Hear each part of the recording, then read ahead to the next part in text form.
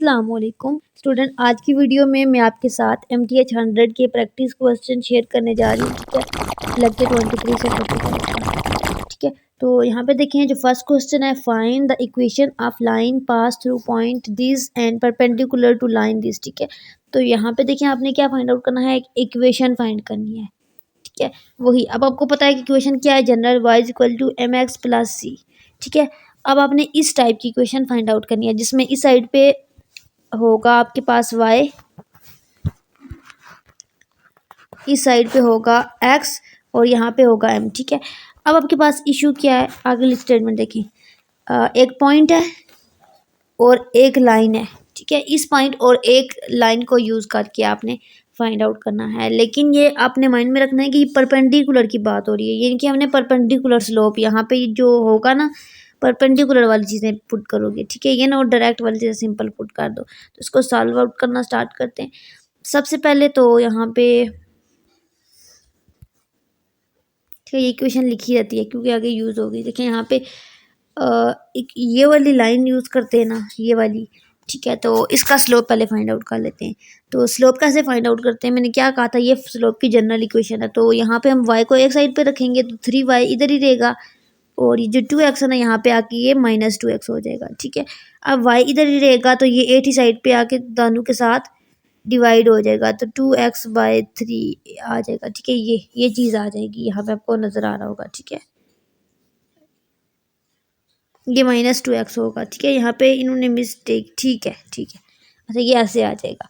अब ये क्वेश्चन आ गया, अब अपने स्लोप फाइंड आउट करना है। तो मैंने क्या कहा था कि स्लोप क्या होता है, स्लोप होता है y is equal to mx plus c. तो m स्लोप होता है, यानी कि ये जो चीज़ है ना, इसमें से x को निकाल के ये आपके पास स्लोप आ गया है। तो स्लोप -2/3 आ गया है। ठीक है, अब आप क्या कर सकते थे, अब इस स्लोप को आप इक्वेशन पुट करके आंसर ला सकते थे, इक्वेशन ये फाइंड आउट कर सकते थे, लेकिन उन्होंने कहा है कि जो इक्वेशन फाइंड आउट करें वो परपेंडिकुलर हो। ठीक है, यानी कि परपेंडिकुलर वाली चीज़ें पुट करनी है। तो अब हमने स्लोप ऑफ परपेंडिकुलर निकालना है। तो पहले इसका स्लोप तो आ गया ना, अब इसका स्लोप निकालना है। तो देखें, स्लोप ऑफ परपेंडिकुलर क्या होता है, दो स्लोप लो, ठीक है, उनको मल्टीप्लाई करो और आंसर -1 आए, ये होता है परपेंडिकुलर। अब आपको एक स्लोप -2/3 गिवन है और दूसरा नहीं गिवन, तो लेट करते हैं कि दूसरा स्लोप हमारे पास x है या l है या y है, जो भी। ठीक है, लेट कर लेते हैं। चलिए x नहीं कर सकते क्योंकि यहाँ पे x यूज़ हो रहा है, चले w कर लेते हैं।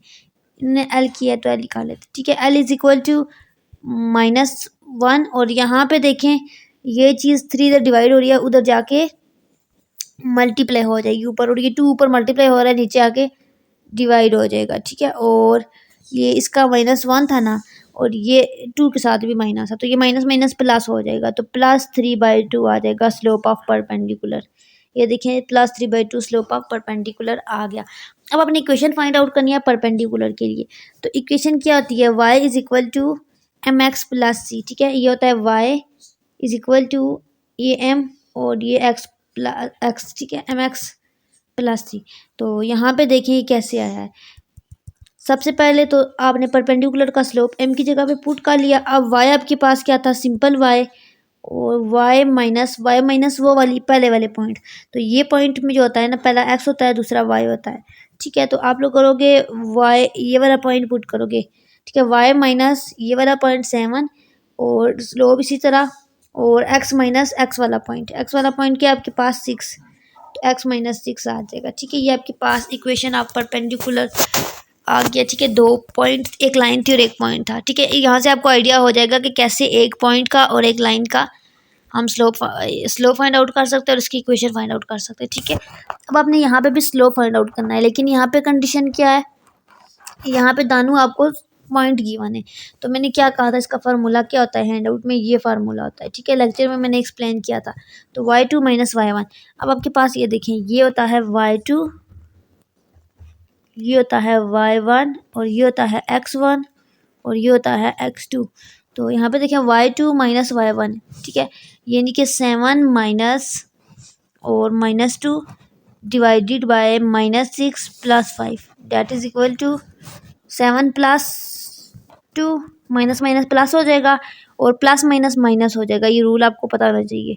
ठीक है, और साइन बड़े वाले का लगेगा, यानी कि 6 के साथ वाला लगेगा, यानी कि माइनस लगेगा। ठीक है, अब हमारे पास 7 + 2 प्लस प्लस प्लस होता है, तो 2 9 हो जाएगा, एंड 1 -1, तो इसका आंसर आ जाएगा -9।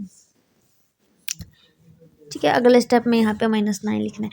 उसके बाद find the slope of the line. अब आपने सिंपल सी क्वेश्चन है ये, इसमें से क्वेश्चन जरूर आएगा स्लोप वाले में से, इसलिए ये स्लोप के सारे क्वेश्चन आपने अच्छे से करने। स्लोप, डिस्टेंस या मिड पॉइंट, इनमें से एक आएगा। ठीक है, अच्छा स्लोप ऑफ लाइन क्या है, देखें आपको लाइन की वजह से उसका स्लोप निकाला है, तो मैंने क्या कहा था, सिंपल सी बात है, y = mx + c, इसकी स्टैंडर्ड फॉर्म होती है, उसके अकॉर्डिंग करना है। तो यहाँ पे देखिए 6x - 8y था ना, तो अब 6x को हम दूसरी साइड पे लेकर चले जाएंगे। ठीक है, इस 6x को हम लोग इस साइड पे लाएंगे तो -6x हो जाएगा। ठीक है, अब उससे अगले स्टेप में क्या करना है, यहाँ से -8 को दूसरी साइड पे लाना है, तो -8 को दोनों साइड पे डिवाइड कर लेंगे यहाँ पे दोनों नंबर के साथ, तो ये आपके पास आ जाएगा, आ जाएगी इक्वेशन। अगर तो आपको कहते हैं कि इस लाइन की इक्वेशन फाइंड आउट करें तो यहाँ तक ही करना है। ठीक है, इक्वेशन आ गई है, लेकिन इन्होंने कहा है स्लोप फाइंड आउट करें, तो स्लोप के लिए आपने ये स्लोप यहाँ से पिक कर लेना है, ये स्लोप होता है y = mx + c। और r3/4 का क्या मतलब है, इसका ये मतलब है कि 6/8 को अगर हम कट करें तो 3/4 आ जाता है। ठीक है, क्वेश्चन है find the point of intersection of line this and this. अच्छा, आपने इस लाइन का इंटरसेक्शन फाइंड आउट करना है, तो इसका लिए आपने क्या करना है, देखें एक लाइन कहाँ पे मीट करती है, जिस पॉइंट पे मीट करती है ना दो लाइन, उसको हम कहते हैं इंटरसेक्शन पॉइंट। ठीक है, और आपको पता है पॉइंट में एक x पॉइंट होता है, एक y पॉइंट होता है, यानी कि x फाइंड आउट करना है और y फाइंड आउट करना है। तो उसको सॉल्व आउट करने का क्या तरीका है, देखें दो इक्वेशन है, एक है 2x + 3y, ठीक है, दूसरी की है। अब इसको ऐसे सॉल्व आउट करेंगे कि हमारे पास एक चीज़ कट जाए। तो लेट्स सपोज कि अगर हम इक्वेशन 2 को मल्टीप्लाई करें, मल्टीप्लाई इक्वेशन 1 बाय इक्वेशन 1 को हम 3 से मल्टीप्लाई करें। ठीक है, तो हमारे पास आ जाएगा 3 × 2 = 6x। ठीक है, ये इस चीज़ को करें 6x + 3 × 3 = 9y और 21। अब हम इक्वेशन 2 को मल्टीप्लाई करें अगर 2 से, तो हमारे पास आ जाएगा 3 × 2 = 6x + 5 × 2 = 10y = 3 × 2 = 6। अब ये हो गया। अब आपने क्या करना है, यहाँ पे साइन को चेंज करना है। ये हम काम क्यों कर रहे हैं, ताकि एक चीज़ कैंसिल हो जाए। ठीक है, मैंने दोनों 6x को सेम किया ताकि ये कैंसिल आउट हो जाए। अब ये ख़त्म हो गया, अब आपके पास y आ गया। यहाँ पे देखें ये एक माइनस है एक प्लस है, तो प्लस माइनस माइनस होगा, तो 10 में से 9 गए तो 1 आ जाएगा माइनस करके y। और अब यहाँ पे देखें ये साइन माइनस आएगा क्योंकि 10 बड़ा है और बड़े वाले के साथ माइनस है। अब यहाँ पे भी प्लस माइनस माइनस होगा, 21 में से 6 जाएंगे तो आपके पास आ जाएगा 15। ठीक है, और साइन आएगा बड़े वाले का, इनके 21 वाले का प्लस, और ये y इधर आके माइनस हो जाएगा। ठीक है, y का साइन इधर आ जाएगा तो -15। अब y की वैल्यू आपके पास आ गई है -15। ये देखें हैंड आउट इनकी भी यही आई है। अब अपने x की वैल्यू फाइंड आउट करनी है। अब आपने इस y की वैल्यू को इनके -15 को पुट करना है। अब आपने इसमें से यहाँ से कोई भी इक्वेशन ले लेनी है, 2x + 3y में ले रही हूँ। ठीक है, इसमें आपने -15 को पुट करना है और आपके पास आ जाएगा आंसर। ठीक है, 2x = ठीक है -45 आ जाएगा, प्लस माइनस माइनस हो जाएगा एंड देन 7। अब ये 2x = यहाँ पे आके ये +45 होगा और +7 होगा, डेट = और x = 52/2, डेट = 3 एंड 1 31। ठीक है, x = 31 आपके पास आंसर आ जाएगा। ठीक है, अब दोनों पॉइंट आपके पास आ गए x और y वाले, यानी कि आपके पास पॉइंट ऑफ इंटरसेक्शन ये होता है। ठीक है, नेक्स्ट है फाइंड द इक्वेशन। अच्छा, इसमें भी आपने इक्वेशन को फाइंड आउट करना है ऑफ परपेंडिकुलर बाइसेक्टर। परपेंडिकुलर का बता दिया था मैंने, परपेंडिकुलर वाला केस यूज होगा। बाइसेक्टर का मतलब होता है बाय दो सेक्टर हिस्से, यानी कि दो हिस्से, एक लाइन के दो हिस्से करो, यानी कि एक ये वाला हिस्सा एक ये वाला पार्ट। ठीक है, और उसमें कह रहे हैं, देखिए बाइसेक्टर का क्या होता है, मिड पॉइंट में क्या होता है कि दरमियान वाला पॉइंट। तो देखें इसमें भी एक ही साइड इधर होता है एक इधर होता है, मिड पॉइंट बाइसेक्टर एक ही चीज़ है। यानी कि कह रहे हैं कि आप अपने एक इक्वेशन फाइंड आउट करनी है। ठीक है, जिसमें परपेंडिकुलर वाला केस यूज़ करना है, यानी कि स्लोप परपेंडिकुलर वाला यूज़ होगा, और बाइसेक्टर यानी कि जो उसमें पॉइंट पुट होंगे ना x y, वो इन दोनों में से कोई भी नहीं होगा, यानी कि बाइसेक्टर वाले होंगे, यानी कि मिड पॉइंट वाले पॉइंट हमने आंसर में पुट करने हैं। तो सॉल्व आउट करते हैं। सबसे पहले हम मिड पॉइंट निकालेंगे ताकि मिड पॉइंट हम पुट कर सकें। तो मिड पॉइंट क्या होता है आपके पास, एक्स वाला पॉइंट। ठीक है, दोनों एक्स वाले पॉइंट का सम अप करते हैं, तो एक्स वाले पॉइंट का सम अप करेंगे तो आपके पास आ जाएगा ये /2, वाई वाले पॉइंट 8+2/2, ठीक है। तो इसको सॉल्व आउट करते हैं तो आपके पास आ जाएगा 6/2 8/2, इनको काटेंगे तो आपके पास आ जाएगा 4, 5, ठीक है। ये देखें, ये आपके पास मिड पॉइंट आ गया। अब आपने क्या करना है, स्लोप यूज़ करना है। अब आपने डायरेक्ट स्लोप यूज़ नहीं करना, आपने परपेंडिकुलर का केस यूज़ करना है। तो स्लोप सबसे पहले फाइंड आउट करते हैं ना, क्या है दोनों का। तो स्लोप क्या आता है, y2 - y1 divided by x2 - x1, ठीक है। ये वाला फार्मूला यूज़ करके अपने स्लोप फाइंड आउट किया -3/2। अब इन्हें कहा स्लोप ऑफ परपेंडिकुलर, तो स्लोप ऑफ परपेंडिकुलर क्या होता है, दोनों स्लोप इज इक्वल टू -1। ये होता है परपेंडिकुलर का केस, ठीक है। मैंने आपको बताया भी था हैंड आउट में कि पैरेलल का और परपेंडिकुलर का केस आपने याद रखना है। तो देखिए -3/2 एक आ गया। अब दूसरा स्लोप हमें नहीं पता, लेट करते हैं कि ये स्लोप हमारे पास क्या है, एल के इक्वल है या जिसके भी इक्वल है, ठीक है। तो एल इज इक्वल टू -1। अब ये चीज़ जो है ना, ये वाला जो पार्ट है ना, ये वाला, ये इस साइड पे आएगा, ठीक है। इक्वल लेफ्ट हैंड साइड से राइट हैंड साइड पे आएगा। तो यहाँ पे देखें 2 डिवाइड हो रहा था तो मल्टीप्लाई हो जाएगा, 3 डिवीजन में आ जाएगा और माइनस माइनस हो जाएगा, ठीक है। तो माइनस माइनस प्लस 2/3, इसका माइनस माइनस प्लस 2/3 आंसर आ जाएगा, ठीक है। ये 2/3, ठीक है। ये आपके पास परपेंडिकुलर का स्लोप आ गया। अब आपने फाइंड करनी है इक्वेशन। तो मैंने आपको क्या कहा था, जनरल इक्वेशन क्या होती है, y is equal to mx + c, ठीक है। तो यहाँ पे देखें y आपके पास क्या है, ये है, ठीक है। तो y माइनस करना है कौन सा पॉइंट जो आप यूज़ करोगे, बाय सेक्टर वाला पॉइंट। तो यहाँ पे ये y है 5 और स्लोप अपने परपेंडिकुलर वाला यूज़ करना है ये, ठीक है। और x और प्लस x की जगह पे आपने ये वाली चीज़ पुट करनी है, x माइनस ये वाली चीज़, ठीक है, 4, x - 4। तो इस तरह से आपके पास ये इक्वेशन ऑफलाइन आ जाएगी, ठीक है। उसके बाद अपने slope of graph find out करना है। तो इसमें क्या करना है, देखिए ना, इसमें भी आपको 2 पॉइंट गिवन है, ठीक है। ये बस इन 2 पॉइंट को उठा के स्लोप फाइंड आउट कर लेना है। ये पीछे एग्जांपल में एक्सप्लेन कर चुकी हूँ, उसको मैं एक्सप्लेन नहीं करूँगी, ठीक है। अच्छा, find the centre and the radius of the equation of the circle. अच्छा, आपने अभी इस इक्वेशन का सेंटर और रेडियस निकालना है। ये मुझसे ग्रुप में भी किसी ने पूछा था कि कैसे आप इसका करेक्ट आंसर क्या होगा, ठीक है। ये आपके MCQs काफ़ी आए थे, क्विज जो हुआ था लेटेस्ट, तो फाइनल में भी आएंगे, ठीक है। इसलिए इसको आपने अच्छे से समझना है। देखिए, इक्वेशन की जो होती है ना, सर्कल की इक्वेशन जनरल, वो ये वाली होती है। आपने ये इक्वेशन ही माइंड में रखनी है। और इस इक्वेशन में से इन्होंने कहा है कि क्या फाइंड आउट करें, सेंटर और रेडियस। अब सेंटर क्या होता है आपके पास, ये एच और के जो पॉइंट होते हैं वो सेंटर होता है। तो अगर आप इस चीज़ को कंपेयर करो तो यहाँ पे देखिए, ये एच है ना, माइनस को छोड़ दें, और यहाँ पे ये एच वाली जगह पे ये है, समझ आ गई है। यानी कि एच की वैल्यू अगर मैं कंपेयर करूँ तो 5 आती है, ठीक है। इसमें बस कंपेयर करना है। और y के साथ के यहाँ पे है तो यहाँ पे ये के है, ठीक है। इन दोनों को कंपेयर करें तो y की वैल्यू मेरे पास 3 आती है, ठीक है। और सेंटर फाइंड करना है। तो सेंटर किसके इक्वल होता है, देखें यहाँ पे अगर आप देखें, ये सेंटर है, ठीक है, एच के। तो यहाँ पे एच के अगर डालें तो एच हमारे पास 5 आया है ये, और के 3 आया है, तो ये आपके पास सेंटर आ गया, ठीक है। और यहाँ पे ये माइनस आया है। माइनस कैसे आया, आप सोच रहे होंगे माइनस कैसे आया, तो ये मैं आपको बता देती हूँ कि यहाँ पे देखें, जो इक्वेशन की फॉर्म होती है वो माइनस होती है, लेकिन यहाँ पे प्लस है, ठीक है। तो ये फिर यहाँ पे अंदर जाके माइनस होगा, तो यहाँ पे माइनस आ जाएगा, फिर यहाँ पे भी माइनस आ जाएगा। तो -5 और 3 इसका सेंटर आ गया। अब अपने रेडियस निकालना है। तो रेडियस क्या होता है, अगर आप इसको कंपेयर करो तो ये r² होता है, यानी कि ये r² है।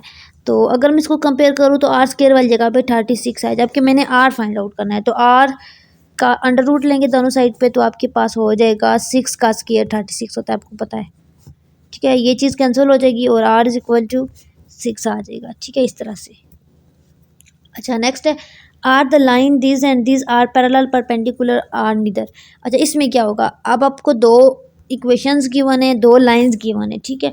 अब अपने उन लाइंस को देख के बताना है कि वो पैरेलल हैं, परपेंडिकुलर हैं या फिर नहीं है। तो देखिए, सबसे पहले तीनों केसेस को चेक करते हैं 1 बाय 1, ठीक है। लाइन 1 के लिए आपने क्या किया, सबसे पहले तो इनका स्लोप लेना है, ठीक है। पैरेलल परपेंडिकुलर चेक करने के लिए आपको स्लोप पता होनी चाहिए, ठीक है। तो इक्वेशन 1 का स्लोप लिया, वही तरीका यूज़ करके y is equal to mx + c, इसको कंपेयर करके यहाँ से स्लोप को पिकअप कर लिया, ठीक है। तो दोनों के स्लोप आ गए। एक का स्लोप आया -4/5 और एक आया 5/4। तो ये स्लोप परपेंडिकुलर है, देखने से ही मुझे फील हो गया, लेकिन इसको सॉल्व आउट करते हैं, देखिए कैसे।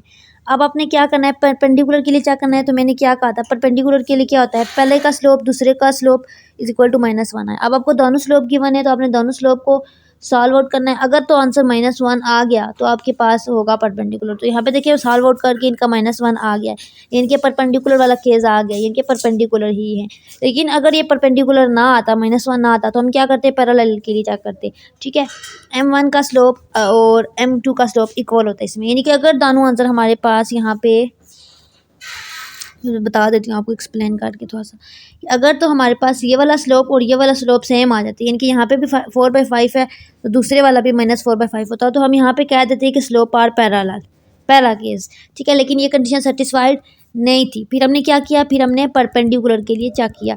अब परपेंडिकुलर आ गया, अगर तो परपेंडिकुलर ना आता तो हम लिख देते हैं कि नेदर, इनके ना तो परपेंडिकुलर है ना पैरेलल है, इनके कुछ और है। अच्छा नेक्स्ट है equation of line through this and this. अब आपको दो पॉइंट गिवन है, सॉरी 2 लाइंस गिवन है, ठीक है। इक्वेशन ऑफ लाइंस गिवन है, ठीक है, लाइंस गिवन है, इक्वेशन ऑफ गिवन है।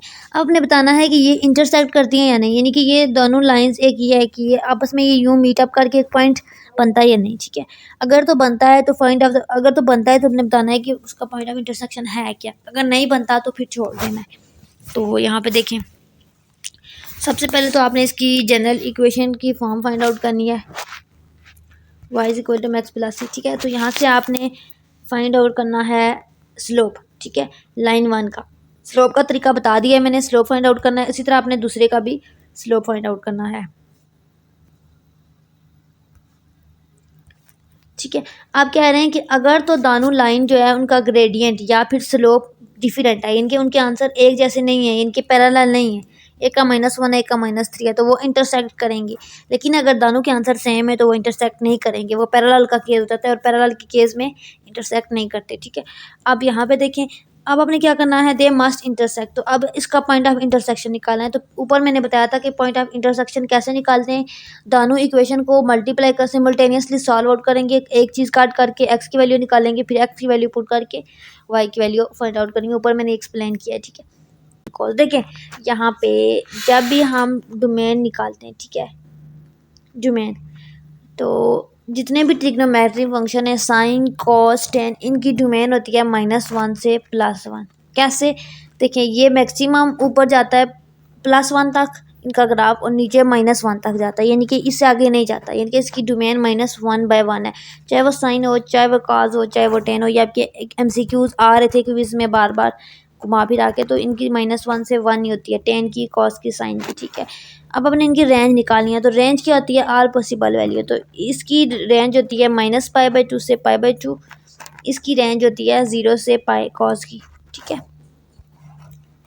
अच्छा, प्रूव द पैथागोरस आइडेंटिटीज़। आपके पास पैथागोरस आइडेंटिटीज़ हैं, इनको आपने प्रूव करना है कि कैसे ये हुई, ठीक है, ठीक है, करेक्ट है। तो देखें दानों में से एक साइड को ले लेते हैं और दूसरी को प्रूव कर लेते हैं। तो देखें tan square theta +1 is equal to second square theta है, ठीक है, पहली वाली। अब इसमें आपने क्या करना है, प्रूव करना है। तो tan किसके इक्वल होता है, साइन बाय कॉस के, ठीक है। तो साइन बाय कॉस पुट किया, tan की जगह पे tan स्क्वायर +1 आ गया और +1, ठीक है, आ गया। अब आपने क्या करना है, ये इसी चीज़ को लिया हुआ है, ये चीज़ हमने प्रूव करनी है। तो साइन स्क्वायर थीटा कॉस के थीटा +1। अब अपने एलसीएम लेना है, ठीक है। एलसीएम में नीचे वाली चीज़ आ जाएगी नीचे, ठीक है। अब आप ऊपर क्या करना होता है, आपने ऊपर आपने साइन थीटा को एज इट इज़ लिखना है, प्लस यहाँ पे आपके पास 1 आता है, ठीक है, ये वो 1 है। लेकिन अब 1 के डिनोमिनेटर में कुछ भी नहीं है, यानी कि इसके नीचे कुछ भी नहीं है, तो जो एलसीएम में चीज़ होगी वो ऊपर जाके 1 के साथ मल्टीप्लाई होगी। तो 1 multiply by cos square theta हो जाएगा, that is equal to cos square theta, ठीक है। तो अब आपके पास आंसर आ जाएगा 1 sine square theta plus cos square theta. तो आपको पता है sine square theta plus cos square theta जो है वो 1 के इक्वल होता है, ठीक है। तो ऊपर आपने 1 डाल देना है और नीचे कॉस स्क्वायर थीटा। तो आपको पता है 1/cos किसका अपोजिट होता है, कॉस सीकेंड का होता है। तो यहाँ पे स्क्वायर है तो यहाँ पे भी स्क्वायर आ जाएगा। तो ये देखिए प्रूव हो गया, ठीक है।